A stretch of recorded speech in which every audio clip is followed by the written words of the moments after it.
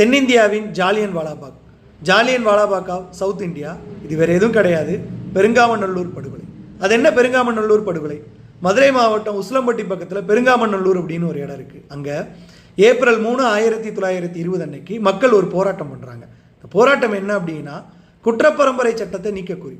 இந்த குற்றப்பரம்பரை சட்டம் 1871 வங்காளத்தில் அறிமுகப்படுத்தப்பட்டது. தமிழ்நாட்டில் 1911 சென்னை மாகாணத்தில் அறிமுகப்படுத்தப்பட்டது. இந்த குற்றப்பரம்பரை சட்டத்தை நீக்கக்கூறி ஏப்ரல் 3, 1920 பெருங்காமநல்லூர் அப்படிங்கிற இடத்துல நூற்றுக்கணக்கான மக்கள் போராடுறாங்க. போராட்டம் பண்ணவங்க மீது துப்பாக்கிச்சூடு நடத்தப்படுது. 17 பேர் ஈவு இறக்கம் இல்லாமல் கொல்லப்படுறாங்க, பெண்கள் உட்பட. அதில் மாயக்கால் அப்படிங்கிற ஒரு பெண் இறந்து போகிறாங்க. இந்த 17 பேரையும் ஒரு கம்மா கரையில் அப்படியே மொத்தமாக போட்டு புதைச்சாங்க. பாக்கி ஒரு 100க்கும் மேற்பட்டோரை சங்கிலியால் பிணைச்சு சிறையில் அடைச்சாங்க. இதுதான் பெருங்காமநல்லூர் படுகொலை.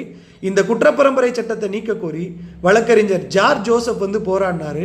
அதனால தான் மதுரை மக்கள் இன்னமும் அவரை ரோசாப்புத்துறைன்னு அழைச்சாங்க. தன்னோட குழந்தைகளுக்கு ரோசாப்புத்துறை அப்படின்னு பேர் வைக்கிறாங்க. நன்றி.